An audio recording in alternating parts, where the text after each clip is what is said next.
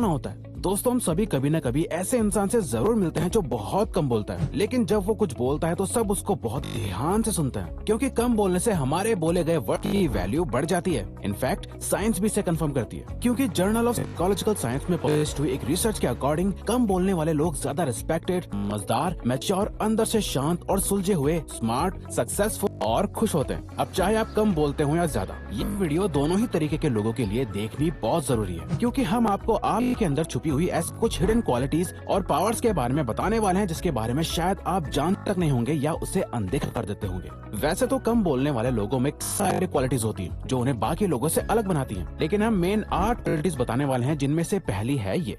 Number 1, कम बोलने वाले लोग ज्यादा इंटेलिजेंट होते हैं। अधिकतर इंटेलिजेंट पर्सन वही होता है जो नए आइडियाज क्रिएट करता है, मुश्किल से मुश्किल प्रॉब्लम को बहुत आसानी से सॉल्व करना जानता है और कम से कम शब्दों में अपनी बातें उसकी कहनी आती है। इवन टीचर्स के अकॉर्डिंग भी असल मायने में वही स्टूडेंट इंटेलिजेंट होता है जो आंसर शीट पे कम से कम शब्दों में किसी भी टॉपिक को बहुत अच्छे से एक्सप्लेन करता है, क्योंकि उसे कम से कम शब्दों में बहुत कुछ कहना आता है। और कम बोलने वाले लोगों में ये क्वालिटी बहुत ज्यादा देखी जाती है कि कम बोलने वाले लोग दूसरों की ज्यादा सुनते हैं, जिससे उन्हें ज्यादा इन्फॉर्मेशन मिलती है, कुछ नया जानने और सीखने को मिलता है। और काम की इन्फॉर्मेशन उनके ब्रेन के लिए एक टूल की तरह काम करती है, क्योंकि जिसके ब्रेन में एक टॉपिक से रिलेटेड जितनी ज्यादा इन्फॉर्मेशन होगी, वो उतना ही उस इन्फॉर्मेशन को अलग अलग तरह से यूज कर सकता है और प्रॉब्लम सॉल्व कर पाता है। Even Albert Einstein, Larry page, Elon Musk और आइजैक न्यूटन जैसे स्मार्ट और इंटेलिजेंट लोगों में एक बात कॉमन पाई जाती है कि ऐसे सभी लोग बहुत ही कम बोलना पसंद करते हैं, क्योंकि इन्हें कम बोलने और इन्फॉर्मेशन की पावर के बारे में पता है। इवन दलाई लामा भी कहते हैं कि जब आप बात कर रहे होते हैं तो उस वक्त आप सिर्फ वही दोहरा रहे होते हैं जो आप पहले से जानते हैं, लेकिन अगर आप सुनते हैं तो आप कुछ नया सीखते हैं। नंबर 2,